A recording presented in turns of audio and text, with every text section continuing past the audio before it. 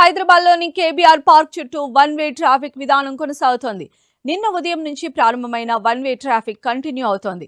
ఇవాళ ఎలాంటి ట్రాఫిక్ ఇబ్బంది లేకుండా వెహికల్స్ మూవ్ అవుతున్నాయి. ఈ విధానం 2 ఏళ్ల పాటు అమలు చేయనున్నారు. దీంతో హెచ్సిటీ ప్రాజెక్టు పనులను వేగవంతం చేయడానికి ట్రాఫిక్ పోలీసులు ప్లాన్ చేస్తున్నారు.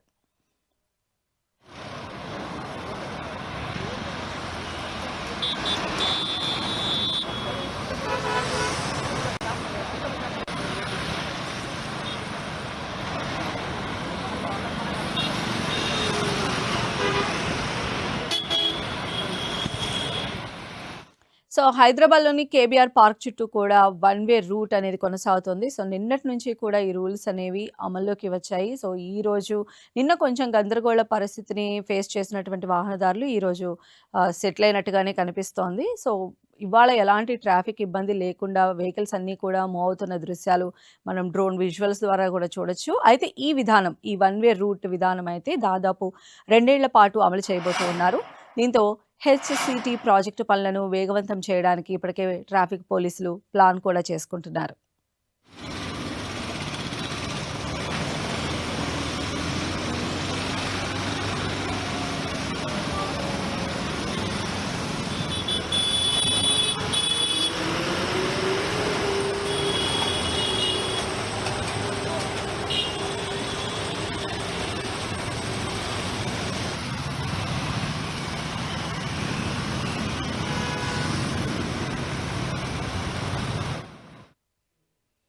దీనిపైన మరింత సమాచారం మా ప్రతినిధి రాముడు అందిస్తారు.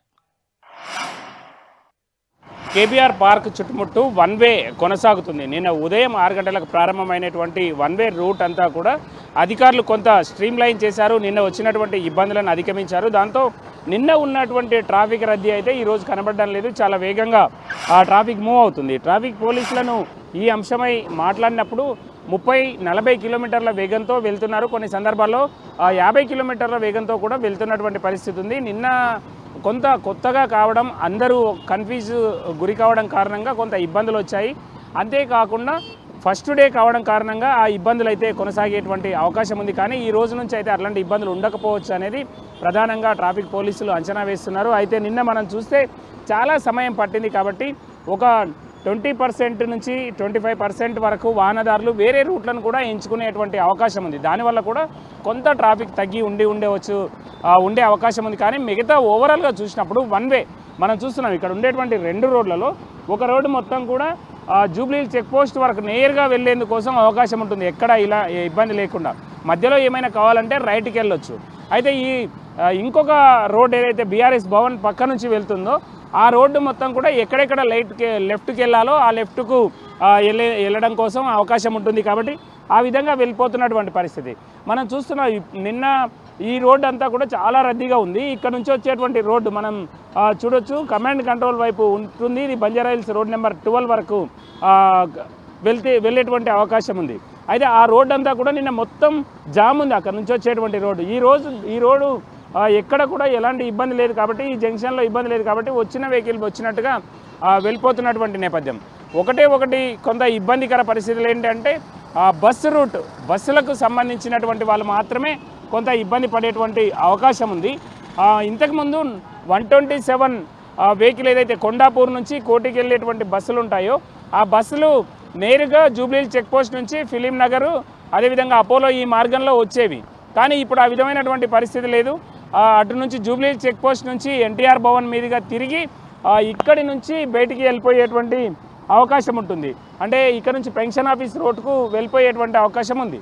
కాబట్టి ఆ ఇబ్బంది కొంత అయితే ఉంది. అక్కడ ఉండేటువంటి కొండాపూర్ నుంచి అపోలో అదేవిధంగా ఫిలిం నగర్ వచ్చేటువంటి వాళ్ళకు కొంత ఇబ్బందికర పరిస్థితులు.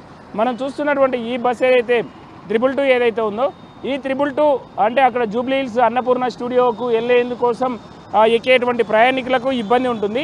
ఇది నేరుగా జూబ్లీ చెక్ పోస్ట్కి వెళ్ళిపోతుంది కేబీఆర్ పార్క్ మొదటి నుంచి. అంటే ఈ విధంగా 47 బస్ రూటు, 222 బస్ రూటు అదేవిధంగా 127 బస్ రూట్లకు ఏదైతే ఉందో అది కొంత ఇబ్బందికరంగా ఉండేటువంటి అవకాశం ఉంది.